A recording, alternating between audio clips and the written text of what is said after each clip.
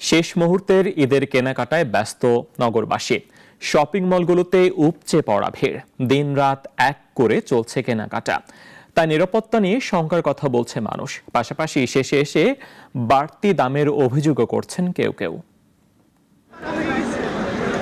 দরজায় কড়া নাড়ছে ঈদ উৎসবকে রাঙিয়ে তুলতে। তাই তো সকাল থেকেই শপিং মলগুলোতে দেখা যাচ্ছে ক্রেতাদের উপচে পড়া ভিড়।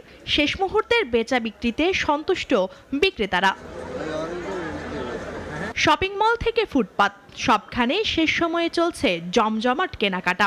ঈদের পোশাক ছাড়াও প্রয়োজনীয় পণ্য, আতর, টুপি, জুতা, প্রসাধনী পণ্যের দোকানে ভিড় করছেন ক্রেতারা।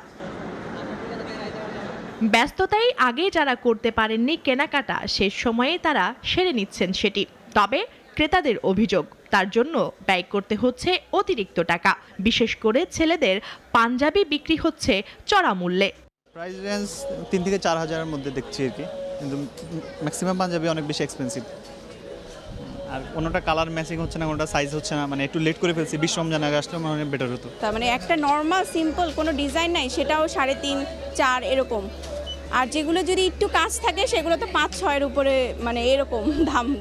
বরাবরের মতো এবারও রোজার শেষ দিনগুলোতে মাঝরাত পর্যন্ত খোলা রাখা হচ্ছে শপিং মল ও বিপণী বিতানগুলো। তাই অতিরিক্ত ক্রেতা আর ভোগান্তি সামলাতে ক্রেতাদের দাবি নিরাপত্তা ব্যবস্থা আরও জোরদারের। নিরাপত্তাটা আরেকটু ভালো হওয়া উচিত ছিল, আর ম্যানেজমেন্ট আরেকটু ক্লিয়ার হওয়া উচিত ছিল। যেমন এই যে এখানে এত মানুষ, মানে আসলে কেউ একটু দাঁড়িয়ে যে ভালো করে একটা ড্রেস দেখবে তারও কিন্তু অপশন নাই। এদিকে ঈদে কেনাকাটা নির্বিঘ্ন করতে রাজধানীতে র্যাবের 3 স্তরের নিরাপত্তা বলয় তৈরি করা হয়েছে বলে জানানো হয় র্যাবের পক্ষ থেকে।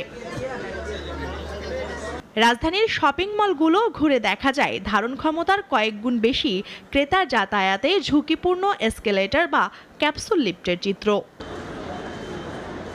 মুনিয়া জুথি, নাগরিক, ঢাকা।